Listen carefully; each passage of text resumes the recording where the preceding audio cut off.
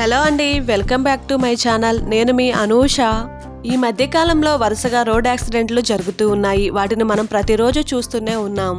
ఈ రోజు కూడా తెల్లవారుజామున ఎన్టీఆర్ జిల్లా నందిగామలో మరొక బస్సు ప్రమాదం జరిగింది. ప్రభుత్వాలు ఈ ట్రావెల్స్ బస్సుల మీద అన్ని రకాల చర్యలు తీసుకుంటున్నా కానీ ప్రతిరోజు కూడా ఏదో ఒక చోట ఇలాంటి ప్రమాదాలే జరుగుతూ ఉన్నాయి.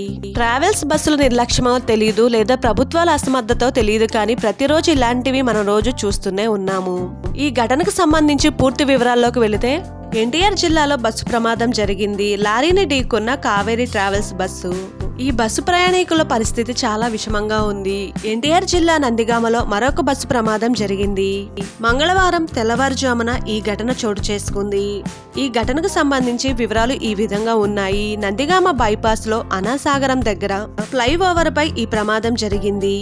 వేగంగా ప్రయాణిస్తున్న ఈ కావేరీ ట్రావెల్స్ బస్సు లారీని ఓవర్టేక్ చేసే సమయంలో ఎదురుగా వస్తున్న లారీని ఢీకొనడంతో ఈ ప్రమాదం జరిగింది. ఈ సంఘటనలో నలుగురికి తీవ్ర గాయాలు కాగా మరికొంతమందికి స్వల్ప గాయాలతో బయటపడ్డారు. అయితే నలుగురు పరిస్థితి మాత్రం చాలా విషమంగా ఉందని అధికారులు చెబుతున్నారు.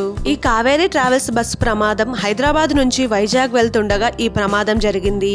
వేగంగా వస్తున్నటువంటి లారీని ఢీకొనడంతో బస్సు ఎడమ భాగం మొత్తం నుజ్జునుజ్జాయి. ఈ ప్రమాదం జరిగినప్పుడు బస్సులో 35 మంది ఉన్నట్లు సమాచారం అందుతుంది. ఈ ప్రమాదంలో ఎవరికి ప్రాణ నష్టం జరగకపోవడంతో అందరూ ఊపిరి పీల్చుకున్నారు. ప్రైవేట్ ట్రావెల్స్ బస్సులన్నీ కూడా ఒకదాని తర్వాత ఒకటి ఇలా ప్రమాదానికి గురవడంతో ఈ ట్రావెల్స్ మీద ప్రభుత్వం ఎలాంటి చర్యలు తీసుకుంటారో ఎదురు చూడాలి.